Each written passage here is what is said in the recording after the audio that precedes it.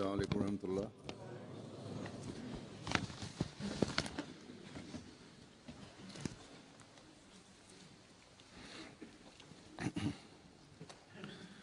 अशहदु अल्ला इलाहा इल्लल्लाह वहदहु ला शरीका लहु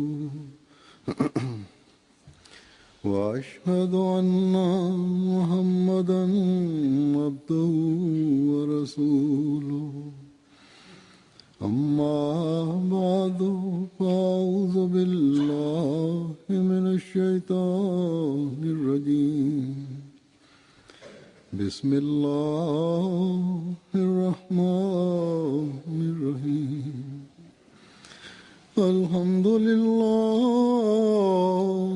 رب العالمين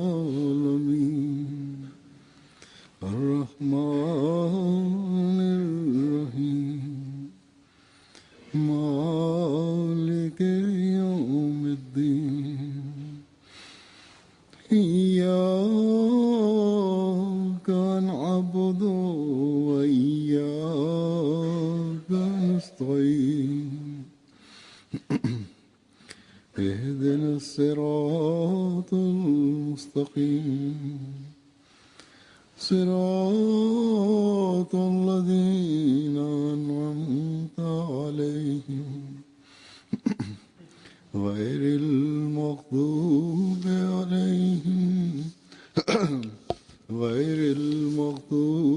عليهم ولا الضالين।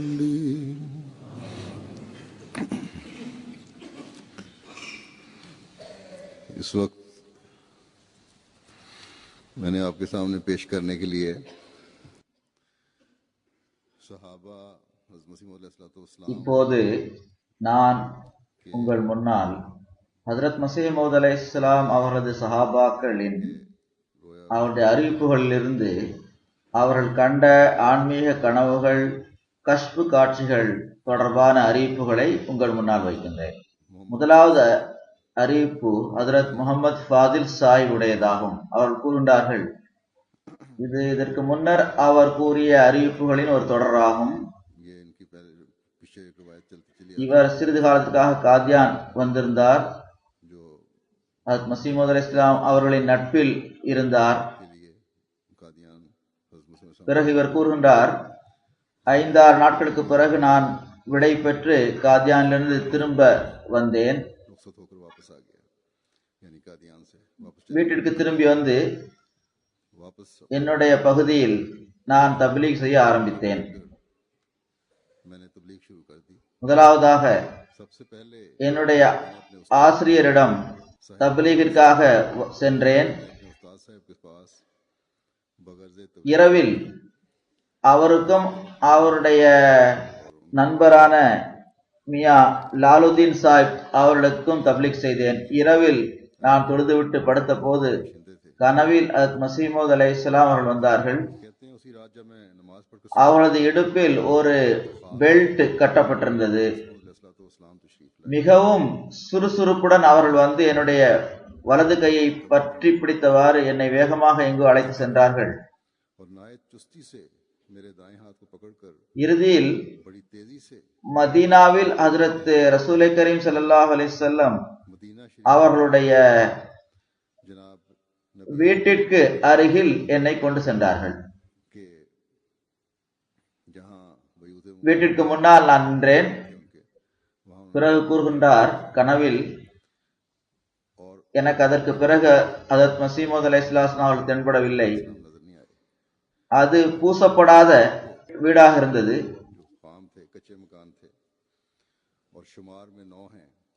அதனுடைய கிழக்கு பகுதியில் நின்றவாறு நான் கூறுகின்றேன், இங்கு இன்னும் சில வீடுகள் இருக்கின்றன. அங்கு ஹஜ்ரத் ரசூலுல்லாஹ் ஸல்லல்லாஹு அலைஹி வஸல்லம் அவருடைய மனைவிமார்களுடைய வீடாகும் என்று கூறுகின்றேன். பிறகு ஒரு பள்ளிவாசலையும் பார்க்கின்றேன். அதை மஸ்ஜித் நபிவி என்று நான் கூறுகின்றேன். பிறகு நான் என்னுடைய ஆசிரியருக்கும் இந்த கனவை கூறி ஆயினே கமாலாத் இஸ்லாம் என்ற மஸீஹ் மவ்ஊத் அலைஹிஸ்ஸலாம் நூலையும் கொடுத்தேன். 15 நாட்களுக்கு பிறகு மௌலை சாஹிப் அந்த நூலை படித்துவிட்டு காதியான் சென்றார். அங்கு சென்று மசீமது அலைஹிஸ்ஸலாமுடன் பையத் செய்தார். மியா லால் அவர்களும் பையத் செய்து விட்டார். ஹசரத் நிசாமுத்தீன் சாஹிப் அவர்கள் கூறுகின்றார்கள், उद्दीन साहब இவர் 1890 அல்லது 91 பையத் செய்திருப்பார். 1890 இவர் கூறுகின்றார், में बैत की थी। நான் பையத் செய்வதற்கு பல நாட்களுக்கு முன்னரே 1883-84 மசீமது அலைஹிஸ்ஸலாம் நான் பார்த்திருக்கின்றேன். इन्होंने நான் को बैत से बहुत पहले देख लिया था 83-84 में। ஒருமுறை அசர் தொழுதுவிட்டு மஸ்ஜித் முபாரக்கிலிருந்து மாடிப்படி வழியாக கீழே இறங்கி வந்தேன். मुबारक நான் மஸ்ஜித் முபாரக்கின் அந்த வளாகத்தில் வந்தபோது 2 கண்ணியமிக்க பெரியோர்கள் எனக்கு தென்பட்டனர். அவர்கள் வெண்ணிற ஆடை அணிந்திருந்தனர். दो आदमी அவர்கள் என்னிடம் கேட்கின்றனர், மிர்சா சாஹிப் எங்கிருக்கின்றார் என்று எங்களுக்கு கூறுங்கள் என்று கேட்டனர். நாங்கள் மிக தொலைவிலிருந்து வந்துள்ளோம் என்றும் கூறினர். जो मुझे सवाल करते हैं कि मिर्जा साहब का पता வாருங்கள், நான் உங்களுக்கு கூறுகின்றேன் என்று கூறினேன். कि कहाँ है நீங்கள் எங்களுக்கு பின்னால் வாருங்கள், करके यहाँ மேலே வந்து நாங்களே யார் என்று தெரிந்து கொள்வோம் என்று கூறினர். कहा नहीं அவர்கள் எனக்கு முன்னால் மாடிப்படி ஏறி சென்றனர். நான் பின்னால் சென்றேன். அங்கு சபை கூடியிருந்தது. ஹஜ்ரத் மசீமூத் அலைஹிஸ்ஸலாம் அவர்கள் இருந்தார்கள். चले गए ஹஜ்ரத் மசீமூத் அலைஹிஸ்ஸலாம் தலைப்பாகையை यानी मजलिस थी। அவிழ்த்து கீழே வைத்துவிட்டு அங்கு அமர்ந்திருந்தார்கள். इस्लाम दस्तारे ஹுசூரிடம் சென்றதுமே உங்களுடைய பெயர் குலாம் அஹ்மதா என்று நான் கேட்டேன். அதற்கு அவர்கள் ஆமாம் என்றார்கள்.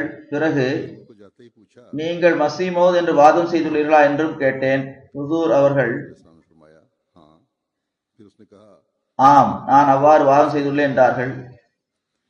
பிறகு फरमाया அந்த நபர்களில் ஒருவர் சொன்னார், நாங்கள் அது ரசூலுல்லாஹி ஸல்லல்லாஹு அலைஹி வஸல்லம் அவருடைய சலாத்தை உங்களுக்கு जनाब எட்ட வைத்திருக்கின்றேன், என்னுடைய சலாத்தை எட்ட வைக்கின்றேன் என்று கூறிவிட்டு தங்களுடைய கனவை கூறினார். फिर मेरी அதாவது ஹஜ்ரத் ரசூலுல்லாஹி ஸல்லல்லாஹு அலைஹி வஸல்லம் அவர்கள் और मैं फलां दिन हजूरी में था। ஒரு முறை கனவில் வந்தார்கள்.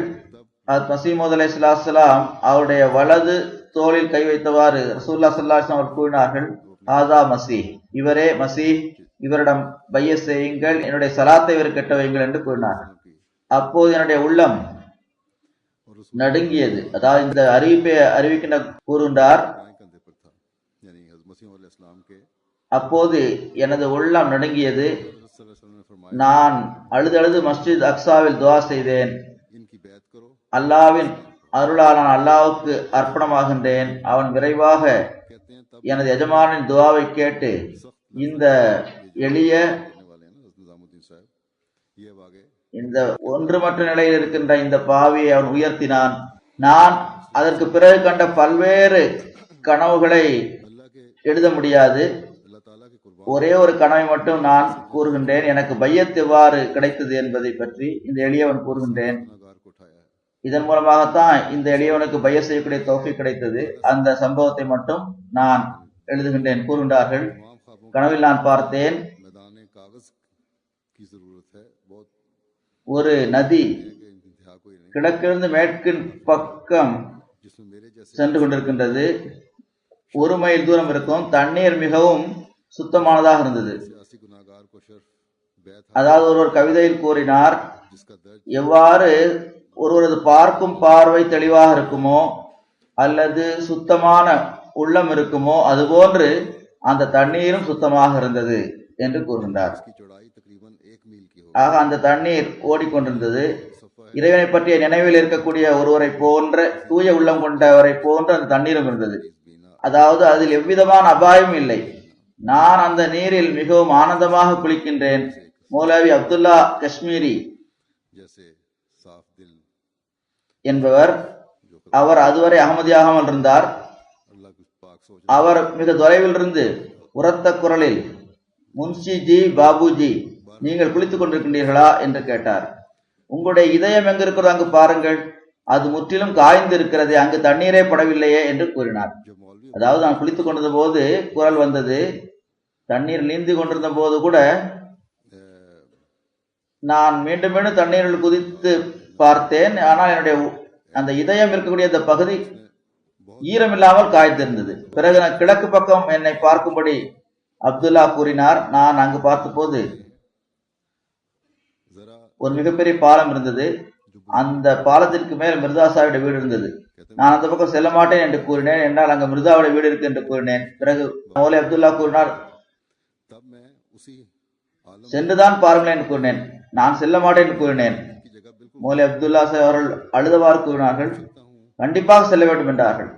அதற்கு பிறகு நான் நீந்தியவாறு அந்த பாலத்தை கடந்து கிழக்கு பக்கம் சென்றேன். அப்போது அங்கு புல்தரை இருந்த ஒரு கரை இருந்தது. அந்த கரையில் ஏறி நின்றேன். என்னுடைய உடலில் இருந்த தண்ணீரை நான் பிழிய ஆரம்பித்தேன். அப்போது எனது இதயத்தில் எந்த பகுதி, இதயத்தில் நனையாத பகுதி, காய்ந்திருந்த பகுதி, அதிலிருந்து நீரூற்று எந்த அளவுக்கு பெருக்கெடுத்தது என்றால் அது ஓட ஆரம்பித்தது. என்னுடைய உள்ளம் முழுவதும் ஆனந்தத்தால் நிரம்பி இருந்தது. அத்துடன் என்னுடைய கண்களும் திறந்தன. முஸ்தகீம் சாஹிபுடைய மகன் ஹைருதீன் சாஹிப் அவர்கள் அவர் கூறினார், 1906 இவர் பைய செய்தார். அவர் தன்னுடைய கனவை பற்றி கூறுகின்றார். அவர் மசீமூத் அலைஹிஸ்ஸலாம் ஜும்மா தொழுகையை பெருநாள் தொழுகை போன்று தொழ வைப்பதை அவர் பார்த்தார். தொழுவிப்பதற்காக அவர்கள் ஒரு அறைக்கு வந்தார்கள். திருக்குரானை பிடித்தவாறு அந்த அறைக்குள் நுழைந்தார்கள். அது பள்ளிவாசலினுடைய வலது பக்கம் இருந்தது. அவர்களுக்கு பின்னால் 4 சீக்கியர்கள் இருந்தனர். அவருடைய ஆடைகள் அழுக்காக இருந்தன. அவருடைய ஏதோ ஆயுதம் இருப்பது போன்றும் தெரிந்தது. அவர்கள் உள்ளே வந்தனர். அப்போது என்னுடைய உள்ளத்தில் தோன்றியது, இவர்கள் ஹஜ்ரத் மசீமூத் அலைஹிஸ்ஸலாம் அவர்களை தாக்குவார்கள் என்று நான் எண்ணினேன். ஆனால் அவர்கள் நாட்காலில் அமர்ந்திருந்தார்கள். மேஜையில் குரான் இருந்தது. அந்த 4 சீக்கியர்களும் பக்கத்திலிருந்து குரான் கற்றுக்கொண்டிருந்தார்கள். அப்போது வெளியே வந்தபோது அந்த 4 சீக்கியருடைய கண்களிலிருந்தும் கண்ணீர் வந்தது. அப்போது எனக்கு தெரிய வந்தது, அவர்களுக்கு உருக்கம் ஏற்பட்டிருக்கின்றது. இவர்கள் மிர்சா சாஹிபின் முரீதுகளாக ஆகிவிட்டனர், எனவேதான் அழுகின்றனர் என்று நான் கூறுகின்றேன். அதாவது உண்மையிலேயே அவர்கள் இவர்களை ஏற்றுக்கொண்டவர்களாக மாறிவிட்டனர் என்று நான் கூறுகின்றேன். ஹஜ்ரத் மௌலவி அப்துல் ரஹீம் சாஹிப் நையர் அவர்கள் அறிவிக்கின்றார்கள், இவர் 1901 பையஸ் செய்தார். 1902 ஹுசூருடைய எழுத்துக்களில் எனது நுபுவத், எனது ரிசாலத் என்ற சொற்களை நான் பார்த்தேன். அதாவது அவர் ஏதோ ஒரு மேற்கோளை படித்திருக்கின்றார். அதில் மேரி நுபுவத், என்னுடைய நுபுவத், மேரி ரிசாலத், என்னுடைய ரிசாலத் என்று இருந்தது. இதை பார்த்தவுடன் என்னுடைய இயல்பில் ஒரு விதமான சோர்வு ஏற்பட்டது. இப்படியெல்லாம் ஏன் எழுதுகின்றார்கள் என்று நினைத்தேன். 2-3 நாட்களாக நான் எவரிடமே பேசவில்லை. 3வது நாள் எனக்கு இல்ஹாம் மூலமாக கூறப்பட்டது, லா ரைப ஃபீ, இதில் எந்த சந்தேகம் இல்லை என்று கூறப்பட்டது. அதற்கு பிறகு நான் ஓரிடத்தில் தொழில் புரிய சென்றேன். பிறகு எனக்கு படிப்பதற்கான வாய்ப்பும் கிடைத்தது.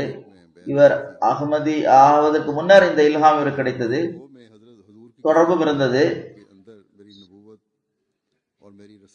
அவர் கூறுகின்றார், நான் தொடர்ந்து படிக்க ஆரம்பித்தேன். என்னுடைய அறிவு வளர்ச்சி அடைந்தது. அந்த நேரம் வந்தது. இறுதியில் நான் காதியான் வந்து சேர்ந்தேன். ஹஜ்ரத் மியா அப்துல் ரஷீத் சாஹிப் இவர் 1897 பைய செய்திருக்கின்றார். அவர் கூறுகின்றார்கள், என்னுடைய தந்தையார் பைய செய்யுமாறு என்னை தூண்டினார். மேலும் எனக்கு ஒரு கனவும் வந்தது. நான் ஹஜ்ரத் நபிகள் நாயகம் ஸல்லல்லாஹு அலைஹி வஸல்லம் அவர்களை கனவில் பார்த்தேன். ஹுசூர் ஒரு கட்டிலில் அமர்ந்திருந்தார்கள். மிகவும் நோய்வாய்ப்பட்டிருந்தார்கள். ஹஜ்ரத் மசீமூத் அலைஹிஸ்ஸலாம் அவர்கள் அவருக்கு பக்கத்தில் வந்து நின்றார்கள். ஒரு நோய்வாய்ப்பட்டவரை நலம் விசாரிப்பது போன்று நின்றார்கள். ஹுசூர் ஸல்லல்லாஹு அலைஹி வஸல்லம் அவர்கள் கட்டிலிருந்து அவருடைய தோளை ஆதரவாக பற்றி எழுந்து நின்று ஹுசூர் ஸல்லல்லாஹு அலைஹி வஸல்லம் அவர்கள் சொற்பொழிவாற்றினார்கள். அதில் ஹஜ்ரத் மசீமூத் அலைஹிஸ்ஸலாம் அவருடைய உண்மை பற்றி எடுத்து கூறினார்கள். அதற்கு பிறகு கனவில் நான் பார்த்தேன், ஹுசூர் ஸல்லல்லாஹு அலைஹி வஸல்லம் அவர்கள் ஆரோக்கியம் உள்ளவர்களாக ஆகிவிட்டார்கள். அவருடைய முகம் பொலிவடைந்து விட்டது. இதற்கு நான் இவ்வாறு விளக்கம் கூறினேன், இப்போது இஸ்லாம் ஹஜ்ரத் சாஹிப், அதாவது மசீமூத் அலைஹிஸ்ஸலாம் அவர்கள் மூலமாகவே மீண்டும் உயிர் பெறும். இந்த கனவிற்கு பிறகு நான் பைய செய்து விட்டேன். सल्लल्लाहु अलैहि वसल्लम को ख्वाब में देखा, ஹஜ்ரத் சையத் बाई पर लेटे हैं और बहुत बीमार हैं, ஜைனுல் ஆபிதீன் வலியுல்லா ஷா சாஹிப் आपके पास खड़े हैं, அவர்கள் அறிவிக்கின்றார்கள், बीमार की खबर இவர் लेते हैं। 1903 பைய செய்தவர். सल्लल्लाहु अलैहि वसल्लम चारपाई से உம்மே தாஹிரனுடைய சகோதரர் ஆவார்.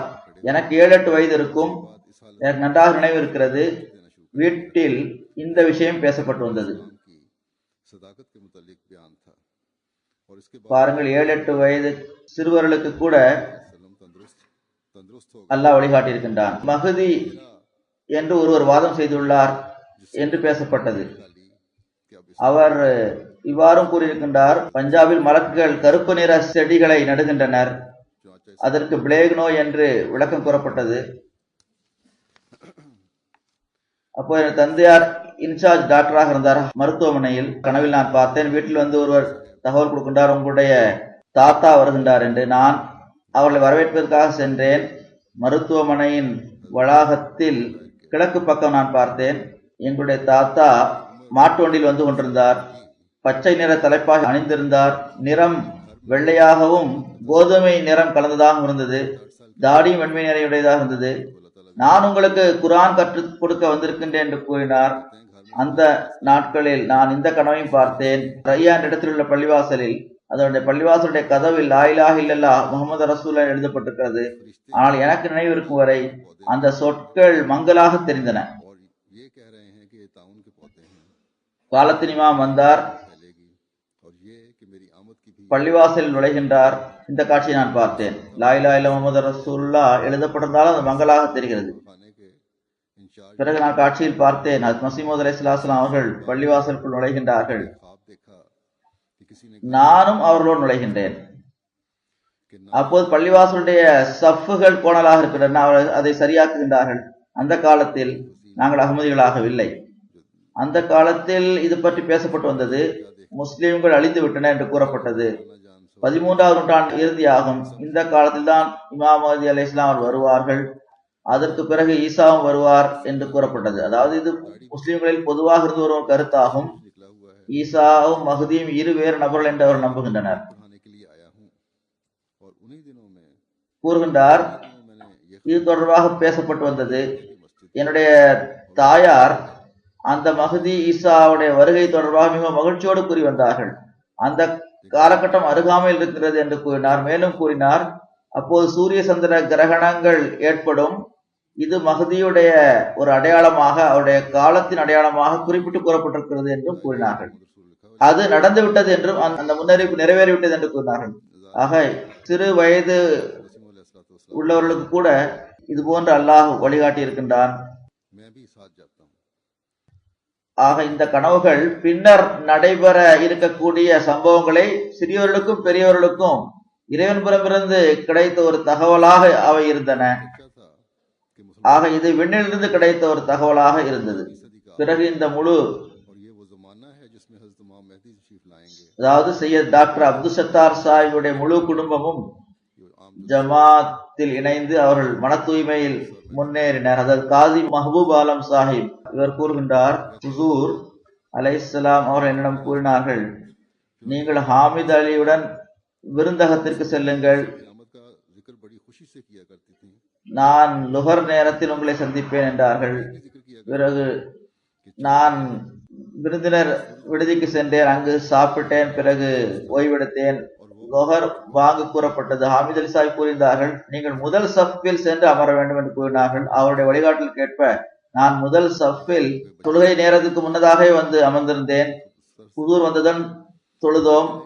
பிறகு தொழுகைக்கு பிறகு ஹுசூர் என்னை பார்த்து, நீங்கள் எப்போது போக விரும்புகிறீர்கள் என்று கேட்டார்கள். ஹுசூர் 1-2 நாட்களுக்கு நான் தங்குவேன் என்று கூறினார்கள். ஹுசூர் கூறினார்கள், குறைந்தபட்சம் 3 நாட்கள் தங்க வேண்டும் என்றார்கள். अल्लाह ताला की तरफ से ऐसी हवा चली थी। அடுத்த நாள் ஜொஹர் நேரத்தில் நான் பையத்துக்காக கூறிய போது ஹஜ்ரத் மஸீஹ் மவ்ஊத் அலைஹிஸ்ஸலாம் கூறினார்கள், இப்போது வேண்டாம், குறைந்தபட்சம் சில நாட்கள் இங்கு தங்க வேண்டும், எங்கள் நிலைமை பற்றி தெரிந்து கொள்ளுங்கள், அதற்கு பிறகு பைய செய்யுங்கள் என்றார்கள்.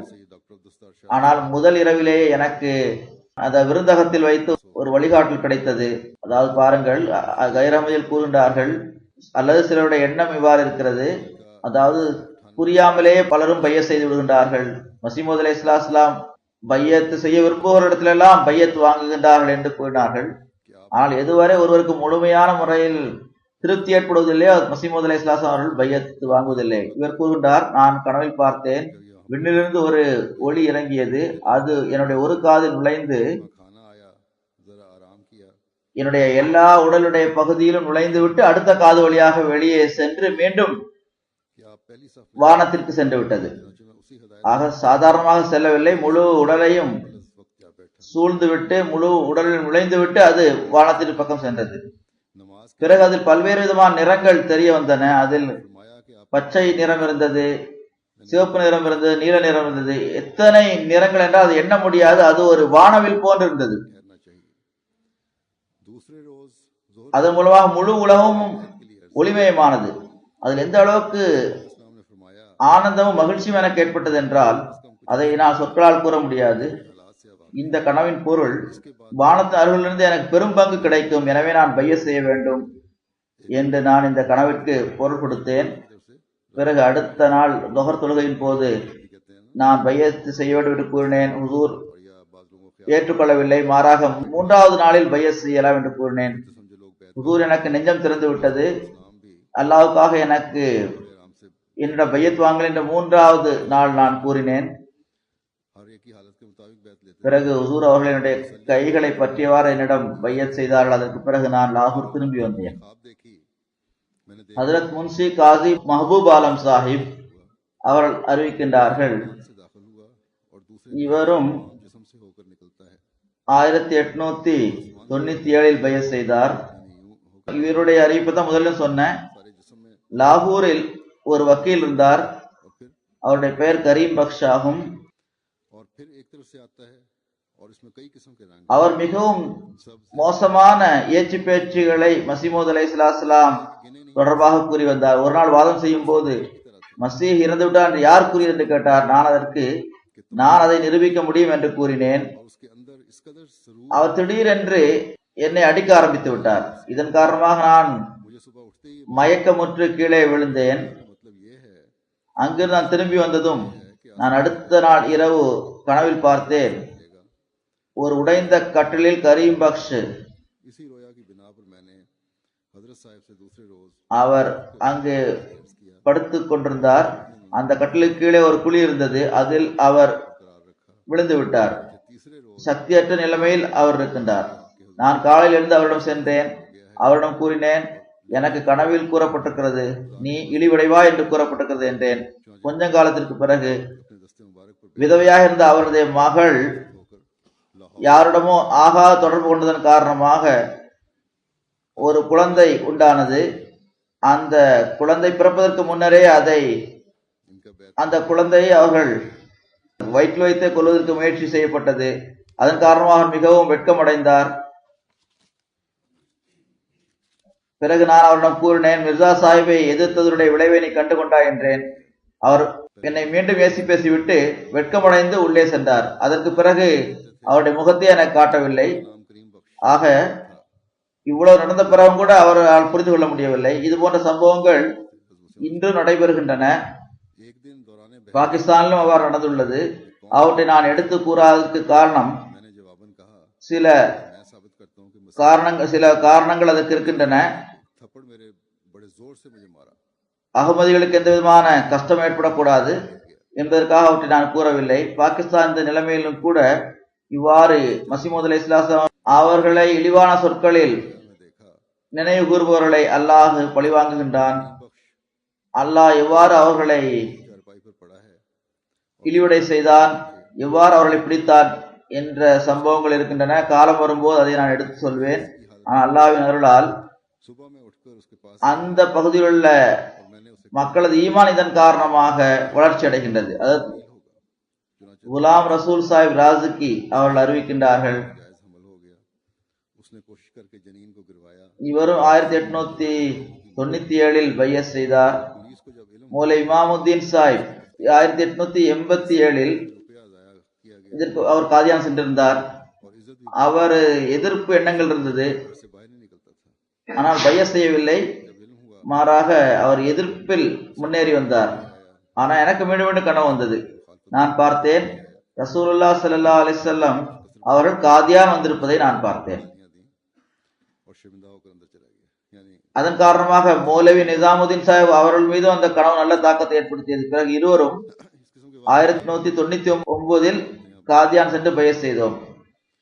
மௌலை சாஹிப் மாடிப்படைகளில் ஏறி சென்றார். நான் பின்னே பின்னே சென்றேன்.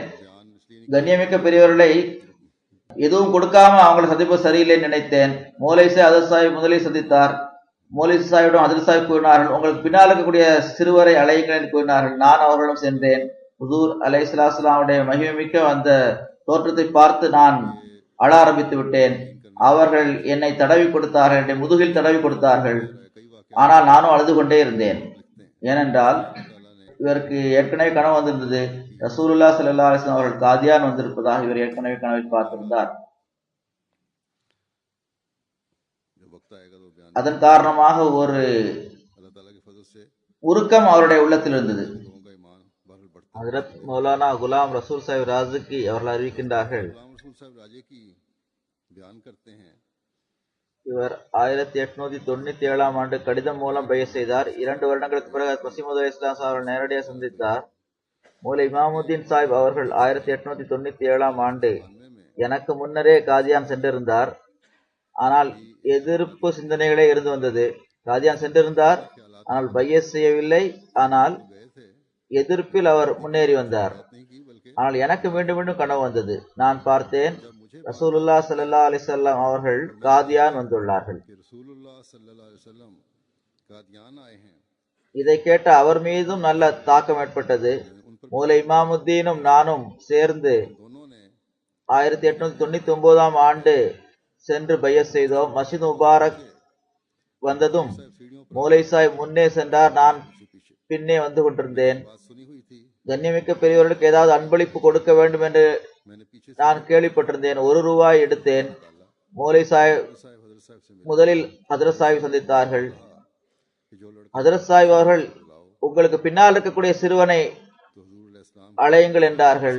அவர்களை பார்த்ததுமே அவருடைய மகிமைமிக்க தோற்றத்தை பார்த்து நான் அழ ஆரம்பித்தேன். फिरते மீண்டும் மீண்டும் என்னுடைய முதுகை தடவி கொடுத்தவாறு அவர்கள் எனக்கு ஆறுதல் கூறியவாறு काबे आ जाते थे किस तरह हजरत என்னை அன்புடன் தடவி கொடுத்து கொண்டே இருந்தார்கள். இவர் ரசூலுல்லாஹ் ஸல்லல்லாஹு அலைஹி வஸல்லம் அவர்கள் காதியான் வந்திருப்பதாக ஏற்கனவே கனவில் பார்த்திருந்ததால் மசீமுத் இஸ்லாம் அவர்களை நேரில் பார்த்ததுடன் அவருக்கு இவ்வகையிலான உருக்கம் ஏற்பட்டிருக்கின்றது. बयान करते हैं जिनकी बैत 1905 की है। 1905 பையத் செய்த சௌதரி அஹமத் தீன் சாஹிப் அவர்கள் கூறுகின்றார்கள், ராவல்பிண்டியில் மசீமுத் அலைஹிஸ்ஸலாமுடைய நூல்களை பார்ப்பதற்கு முன்னர் நான் ஒரு கனவை பார்த்தேன். कि गोया हजरत दाता அதில் தாத்தா கஞ்ச் பக்ஷ் சாஹிபுடைய मुझे उस वक्त ऐसा मालूम கபர் இருக்கின்றது. कि ये पैगंबर खुदा அது ரசூலுல்லாஹ் ஸல்லல்லாஹு அலைஹி வஸல்லம் அவருடைய जिस पर के ரோசா போன்று தெரிகிறது.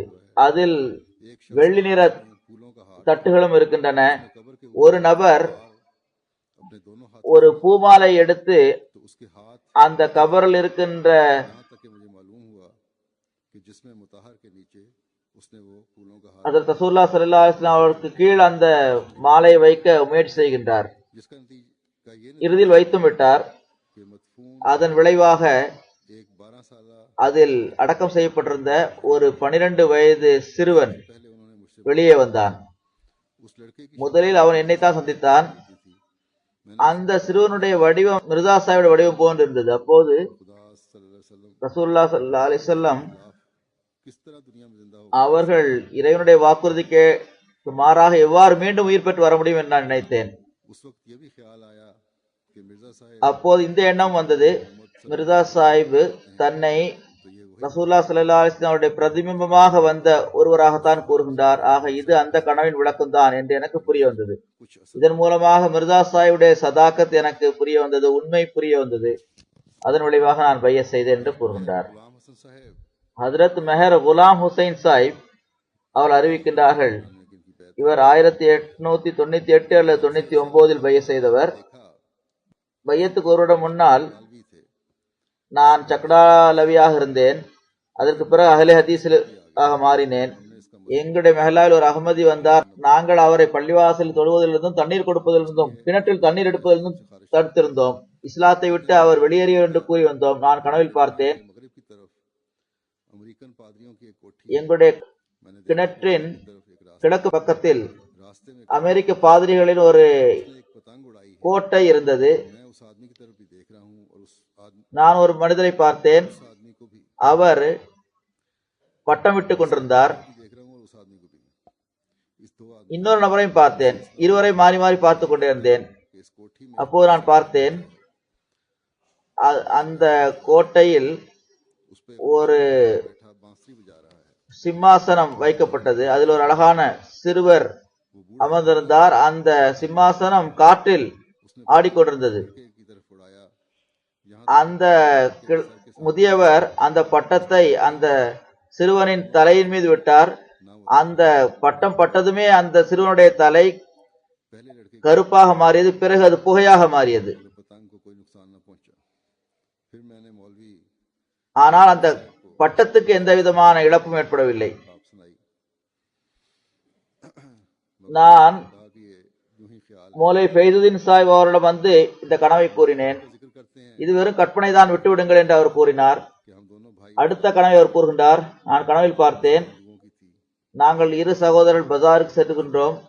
जब हम முழு तो फिर भी அந்த கிராமம் இந்துக்களுடைய கிராமமாக இருந்தது. அங்கு ஒரு முதியவர் குர்ஆன் படித்துக் கொண்டிருந்தார். நான் உள்ளத்தில் நினைத்தேன், जो हिंदू இந்த நபர் रहा है பக்கா முஸ்லிமாக இருக்கின்றார். बाद जब हजरत இவர் இந்துக்களுடைய கிராமத்தில் சென்று குர்ஆனை ஓதுகின்றார். वही शख्स है பையத் செய்த பிறகு ஹுசூருடைய போட்டோ பார்த்த போது, ஹதரத் சாஹிபுடைய போட்டோ பார்த்த போது, இதற்கு முன்னர் கனவில் பட்டம் விட்ட அந்த முதியவரும் குர்ஆன் படித்த அந்த முதியவரின் हजरत मेहर गुलाम हसन தோற்றமும் ஹதரத் மிர்சா சாஹிபுடைய தோற்றத்தோடு ஒத்திருந்தது. 1898 நான் ஒருமுறை காதியான் வந்தேன். दफा का जिक्र ஹதரத் சாஹிப் कि मैं कादियान गया। சியால்கோட்டில் हजरत साहब பிளேக் நோயின் நிலை என்ன என்று கேட்டார்கள். में ताउन का क्या हाल அப்போது நான் ஒரு கனவு கூறினேன். वारदात का जिक्र किया। साथ ही मैंने एक ख्वाब बयान किया। நான் பார்த்தேன், हजरत मैंने எங்களுடைய வீட்டில் देखा पुलिस के आदमी போலீஸ்கள் துப்பாக்கி குண்டுகளோடு நிற்கின்றார்கள். फरमाया कि आप துப்பாக்கி வைத்திருந்தனர். அதற்கு ஹதரத் சாஹிப் அவர்கள், நீங்கள் இந்த பிளேக் நோயிலிருந்து பாதுகாப்பாக இருப்பீர்கள், அல்லாஹ் உங்களை பாதுகாப்பார் என்று விளக்கம் கூறினார்கள். साबिक पटवारी ஹதரத் ஷேக் அத்தா முகமது சாஹிப் फरमाते हैं நிலத்தை அளக்கக்கூடியவராக இவர் இருந்தார். ஏற்கனவே अब्दुल हक की पैदाइश இவர் கூறுகின்றார், में कादियान நான் காதியான் வந்தேன். और मस्जिद मुबारक கனவில் மஸ்ஜித் முபாரக்கில் के हजूर इस मस्जिद ஹதரத் சாஹிப் உலாவிக் கொண்டிருந்தார்கள். में संदूक रखे हुए हैं। आपने मेरा नाम அவர்கள் எனது பெயரை ஒரு किताब में दर्ज किया और சிவப்பு நிற மையால் ஒரு புத்தகத்தில் எழுதினார்கள். பாபு ஃபத்தஹுதீன் अब के இனி 13 டிசம்பரில் नहीं होगा। ஜலசா நடக்காது என்று கூறினார்கள். खुराक கனவில் பார்த்தேன். ख्वाब में देखा அப்போது 7 நிலத்தை அளக்கக்கூடிய நபர்கள் பள்ளிவாசல் அமர்ந்திருந்தார்கள். அவர்கள் என்னைத்தான் को हजूर ने बुलाया। ஹதரத் சாஹிப் அழைத்தார்கள். இதற்கு விளக்கம் கேட்டபோது ஹதரத் சாஹிப் கூறினார்கள், இந்த 7 நிலத்தை அளக்கக்கூடிய நபர்களும் அகமதிகள் ஆகிவிடுவர் என்று கூறினார். हजरत मलक ஹதரத் மிர்சா குலாம் ஹுசைன் சாஹிப் हैं 1891 பைய செய்தவர். कि रोहतास में हम முன்ஷி குலாமுதீன் சாஹிபிடம் நாங்கள் நூல்களை படித்து வந்தோம். मरसिया और दीगर नज़में वगैरह நாங்கள் ஷியாக்களாக இருந்தோம். शिया थे, मातम वगैरह किया करते थे। மிராத்துல் ஆஷிகின் போன்ற பாடல்களை பாடி வந்தோம். बाज वक्त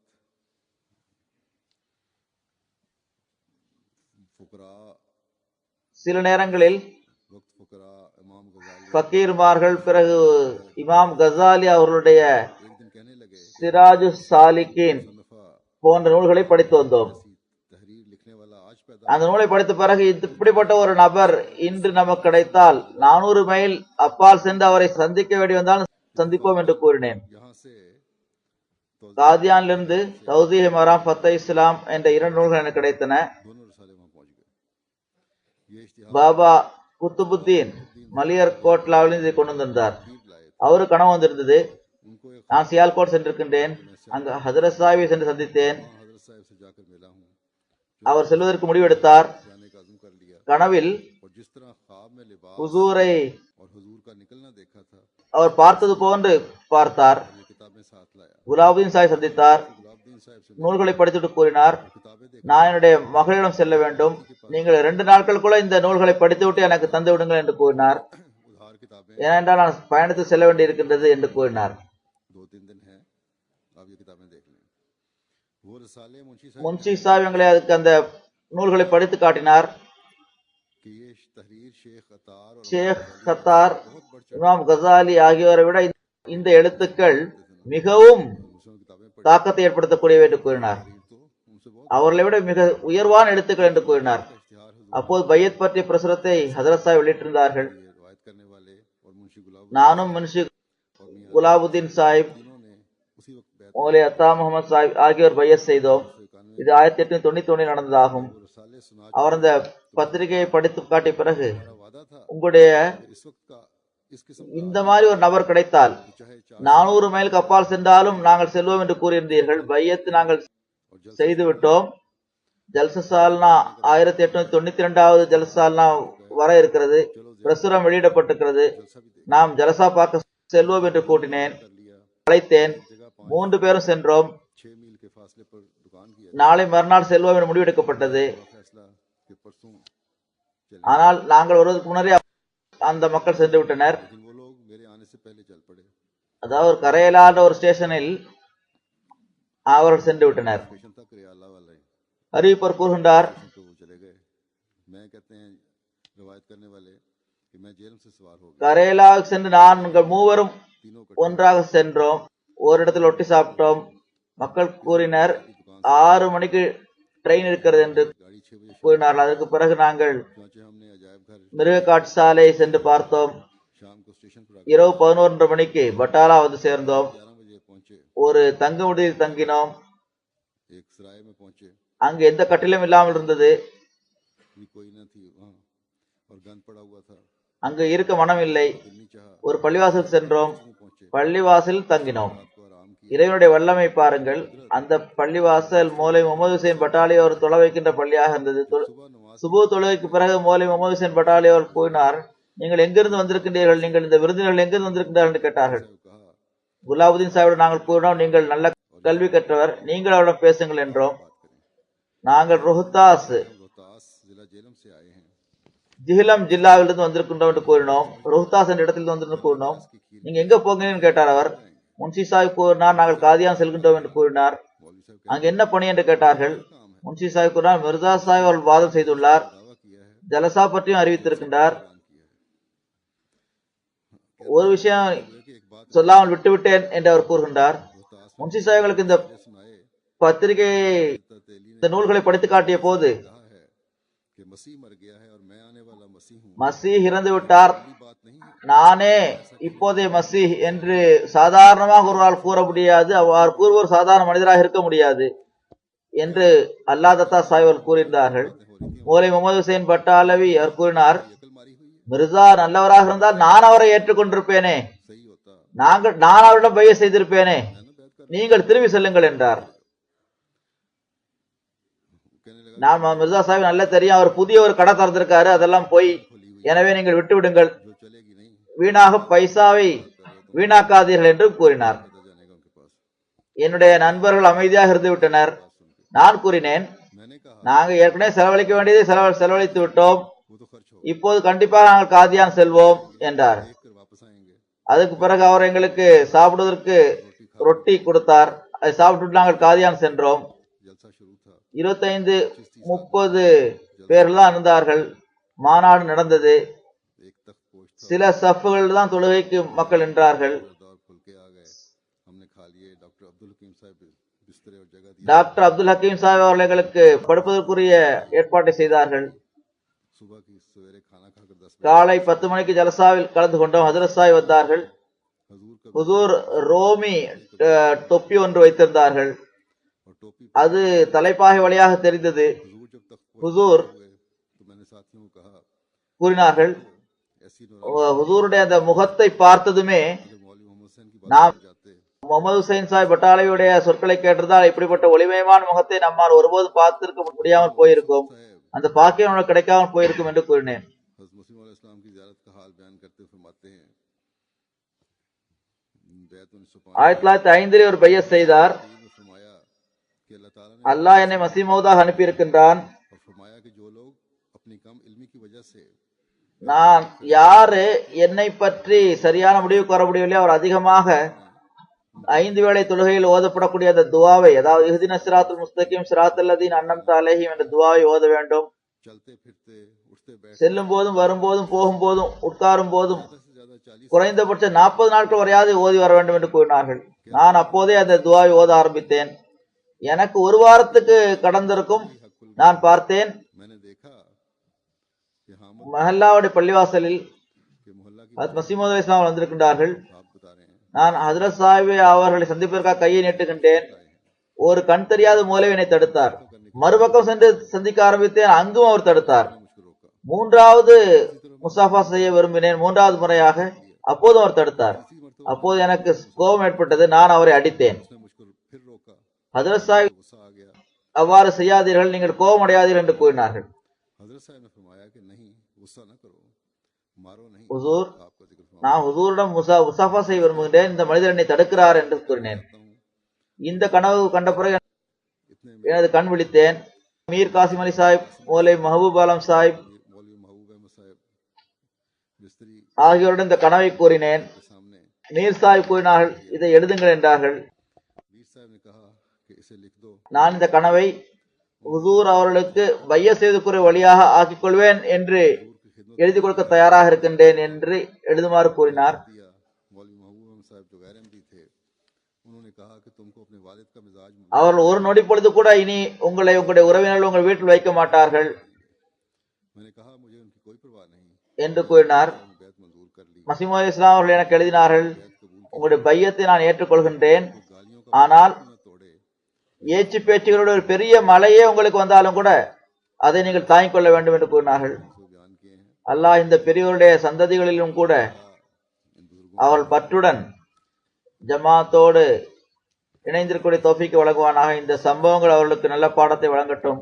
ஈமானிலும் நிச்சய உறுதியிலும் அவர்கள் முன்னேறட்டும். ईमान और இன்றைய நாட்களில் बढ़ने की तौफीक अता फरमाए காதியானில் ஜலசாவுக்கான தயாரிப்பு இருந்து வருகிறது. நாளையிலிருந்து இன்ஷா அல்லாஹ் மாநாடு ஆரம்பமாகிவிடும். अल्लाह ताला जलसा शुरू அல்லாஹ் எல்லா வகையிலும் अल्लाह ताला ஜலசாவை அருளுக்குரியதாக ஆக்குவானாக. हाथ से யாரெல்லாம் அதில் கலந்து கொள்கின்றார்களோ खुद फरमाए அவர்கள் और जो भी शामिलीन हैं அதிலிருந்து முழுமையான நட்பலனை பெற வேண்டும். भरपूर इस्तिफादा करने की कोशिश करें அவர்களுக்கும் நான் கூறுகின்றேன், उनको भी मैं कहता हूँ बहुत सारे मेहमान दुनिया से गए இப்போது ஏறக்குறைய तकरीबन इस वक्त वहाँ 21 அல்லது 22 நாடுகளிலிருந்து பிரதிநிதிகள் அங்கு வந்துள்ளனர். அவர்கள் எந்த நோக்கத்திற்காக சென்றுள்ளார்களோ அதை நிறைவேற்ற வேண்டும். मैं उसको पूरा துவாவில் நேரத்தை கழிக்க வேண்டும்.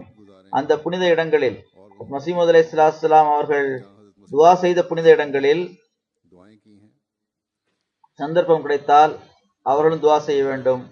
तो वहाँ दुआएं ஜமாத்துடைய முன்னேற்றத்திற்காக எல்லாவற்றையும் விட அதிகமாக துவா செய்ய வேண்டும். दुआ कर எதிரிகளுடைய தீங்கிலிருந்து ரட்சிப்பை பெறுவதற்காக குறிப்பாக துவா செய்ய வேண்டும்.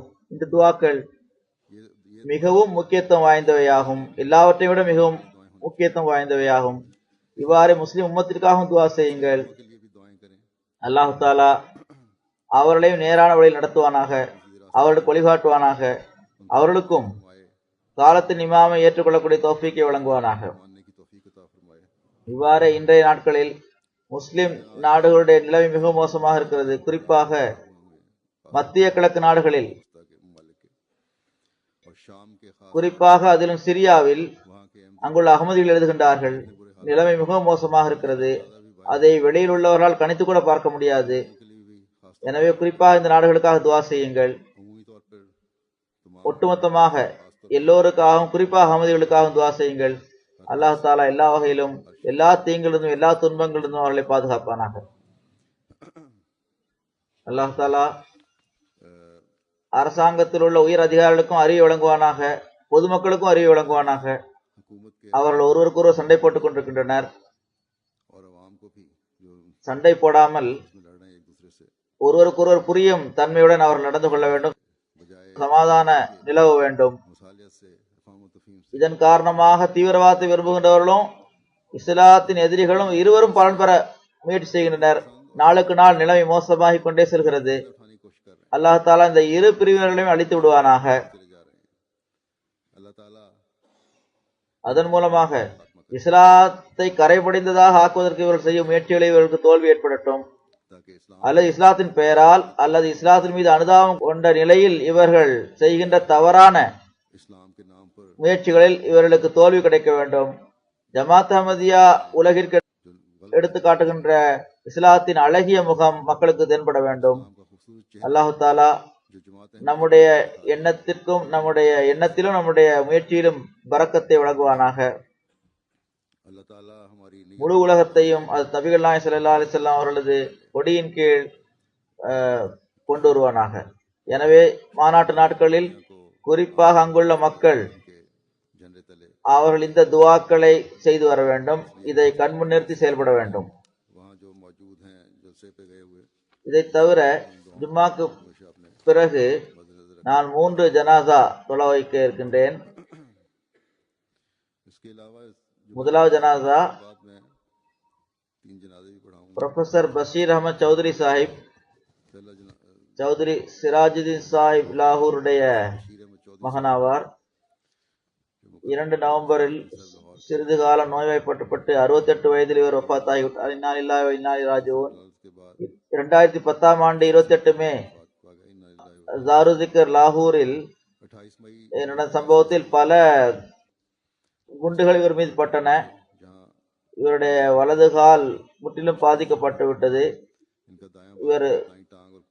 இவருக்கு சிகிச்சை அளிக்கப்பட்டது. மிகவும் துன்பத்திலும் இவர் இருந்து வந்தார். நோய்வாய்ப்பட்டிருந்தும் கூட மிகவும் பொறுமையுடன் தைரியத்துடன் இவர் நாட்களை கழித்து வந்தார். ஆனால் முறையீடு செய்யக்கூடிய எந்த சொற்களும் இவருடைய நாவில் வரவில்லை. ஆனால் அதுக்கு பிறகு நடப்பதற்கு இவரால் முடிந்தது. ஆனால் எவ்வாறு இருப்பினும் அல்லாஹ்வுடைய விதி மிகைத்து விட்டது. இவர் தொழுகை முறையாக பேணி வந்தார். திருக்குரான் மீது ஆழ்ந்த பற்றுடையவராக இருந்தார். மிகவும் தாழ்மை குணம் உள்ளவராக இருந்தார். ஜமாத் பணிகளில் முழுமையாக ஈடுபட்டு வந்தார். ஆங்கிலத்திலும் எக்கனாமிக்ஸிலும் MA படித்திருந்தார். பஞ்சாப் யூனிவர்சிட்டியில் ஆங்கில ஆசிரியராகவும் அந்த துறையினுடைய அட்வைசராகவும் அவர் இருந்து வந்தார். இதே கல்லூரியில் பல ஸ்கூல்ல கற்றுக் கொடுக்கப்படுகின்ற பல நூல்களுடைய கட்டுரை ஆசிரியராகவும் இருந்திருக்கின்றார். குல்பர்கில் அவருடைய வீடு 20 வருடங்களாக தொழுகையின் சென்டராக இருந்தது. எல்லா பொருளாதார திட்டங்களிலும் இவர் கலந்து கொண்டார். 5 மகன்களும் 2 மகள்களும் உள்ளனர். இரண்டாவது ஜனாசா பாபர் அலி சாஹிப். 27 டிசம்பர் 2012 இவர் வஃபாத் ஆகியிருக்கின்றார் ஆக்சிடென்டில். சர்க்கிள் இன்சார்ஜ், இதுவும் ஒரு வகையில் ஒரு ஷஹாதத் ஆகும். சர்க்கிள் இன்சார்ஜ் ஷேக் அப்துல் காதிர் சாஹிப் அவர்களோடு ஒரு சுற்றுப்பயணத்தில் சென்றார். ஜமாத் பணி நடந்து கொண்டிருக்கும் போது இந்த விபத்து நடந்திருக்கின்றது. இவரும் ஷஹீதாவார்.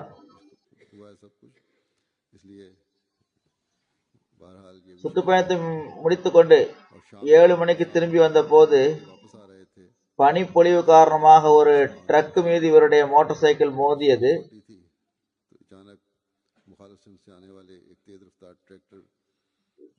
விபத்தின் காரணமாக இவரும் ஷேக் அப்துல் காதிர் சாஹிப் அவர்களும் கடுமையான காயம் இவர்களுக்கு ஏற்பட்டது.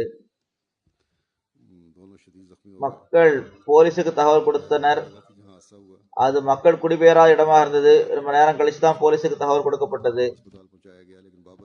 ஆனால் காயத்தை தாங்கிக் கொள்ள முடியாமல் முஅல்லிம் பாபர் அலி சாஹிப் அவர்கள் அங்கே வஃபாத்தானார்கள். இவர் வாழ்க்கை ஜமாத்துக்கு அர்ப்பணித்திருந்தார். MTA புதிய டிஷ்களை பொருத்துவதில் இவர் மிகுந்த ஆர்வமுடையவராக செயல்பட்டு வந்தார். தந்தையார் சிறிய வயதிலேயே வஃபாத் ஆகிவிட்டார்கள்.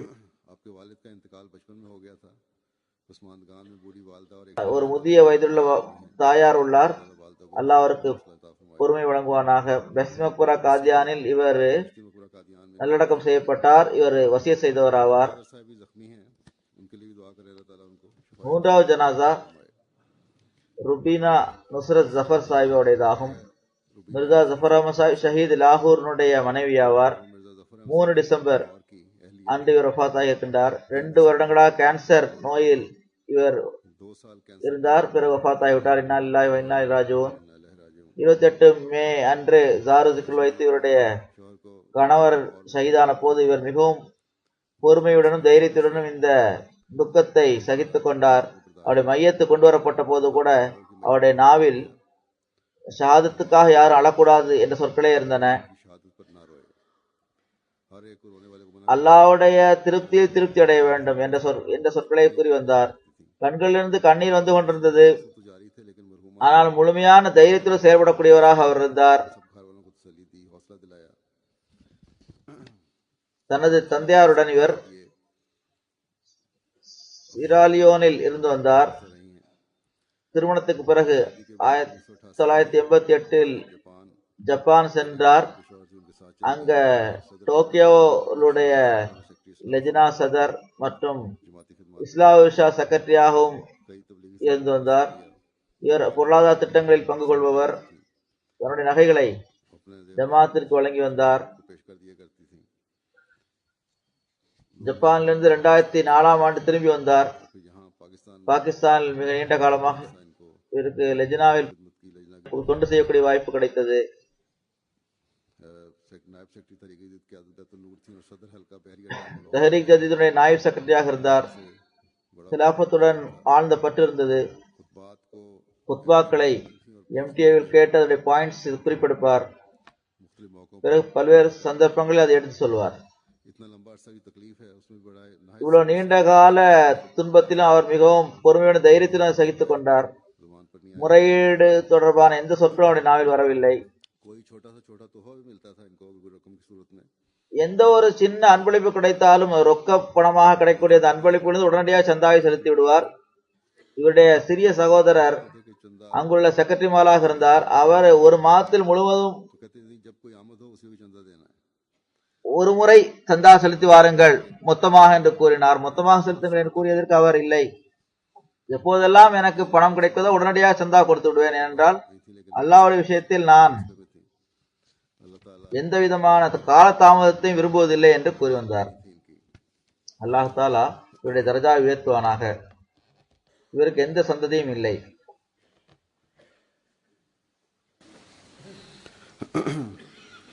الحمد لله نحمده ونستعينه ونستغفره ونؤمن به ونتوكل عليه ونعوذ بالله من شرور أنفسنا ومن سيئات أعمالنا من يهده الله فلا مضل له ومن يضلل فلا هادي له ونشهد أن لا إله إلا الله ونشهد أن محمدا عبده ورسوله عباد الله رحمكم الله إن الله يأمر بالعدل والإحسان وإيتاء ذي القربى وينهى عن الفحشاء والمنكر والبغي يعظكم لعلكم تذكرون اذكروا الله يذكركم وادعوه يستجب لكم ولذكر الله أكبر.